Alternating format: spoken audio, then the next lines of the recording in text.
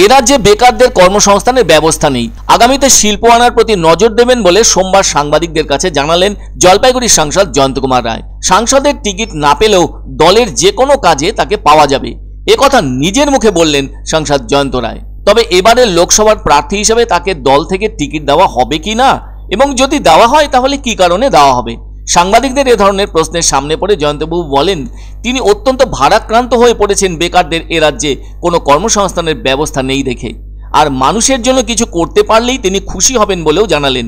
সেজন্য আগামীতে তার বিশেষ নজর থাকছে শিল্প আনার ব্যাপারে। তবে দল থেকে তাকে টিকিট দেওয়া হবে কি হবে না সেসব তার জানা নেই। এটা অবশ্য তিনি জোর দিয়ে বলেছেন শিল্প আনলে কাজের ব্যবস্থা হবেই। 2019 সালে 17তম লোকসভা নির্বাচনে তিনি মানুষের রায়ে জলপাইগুড়ির সাংসদ হয়েছেন, যার 5 বছর পূর্ণ হয়েছে। তবে রাজনৈতিক বিশেষজ্ঞদের মতে ডাক্তার জয়ন্ত রায়ের কোনো অপরাধমূলক রেকর্ড নেই, কিন্তু তার 13,52,581 টাকার আর্থিক দায় রয়েছে বলে জানা গেছে। ডাক্তার জয়ন্ত কুমার রায়ের সম্পদ হিসেবে আর্থিকভাবে রয়েছে 1,16,25,047 টাকা। অনেকে বলে থাকেন একজন চিকিৎসক হিসেবে ওনার সৌজন্যতা ভোলার নয়, কেননা নিজের সাংসদ এলাকার ভেতর যখন যেখানে তিনি গিয়েছেন সেখানে মানুষ তাকে ঘরের মানুষ হিসেবে মনে করেছেন, এমনটা জনশ্রুতি আছে। আবার অনেকে বলছেন সাংসদ ডাক্তার জয়ন্ত কুমার রায় উন্নয়নমূলক কাজের জন্য গিয়ে অনেক জায়গাতেই রাজ্য শাসক দলের কাছ থেকে বাধাও পেয়েছেন।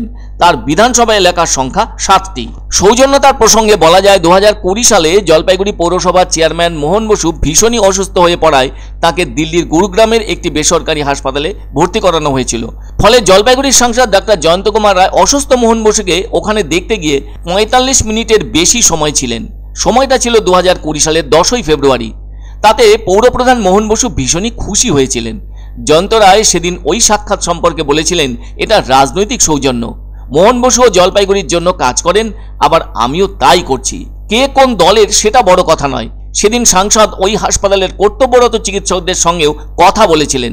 সাংসদ সেদিন জানিয়েছিলেন উন্নয়নের কাজ নিয়ে কোনো রাজনীতি হোক চান না তিনি। তবে জলপাইগুড়ি জেলার 80টা গ্রাম পঞ্চায়েতেই তিনি ঘুরেছেন এবং দেখেছেন।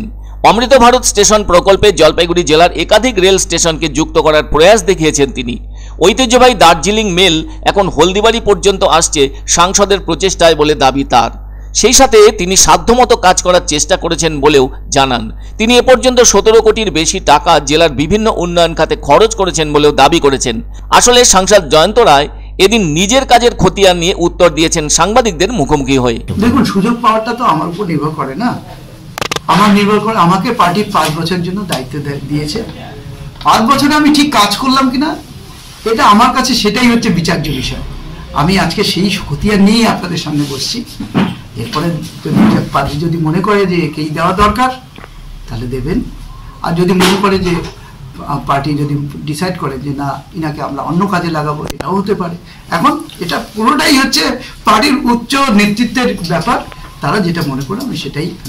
আমার একটা আমি চেয়ারে বসে থেকে না আমি অনেকদিন কেঁদেছি। এখানে আমাদের কর্মসংস্থান নেই।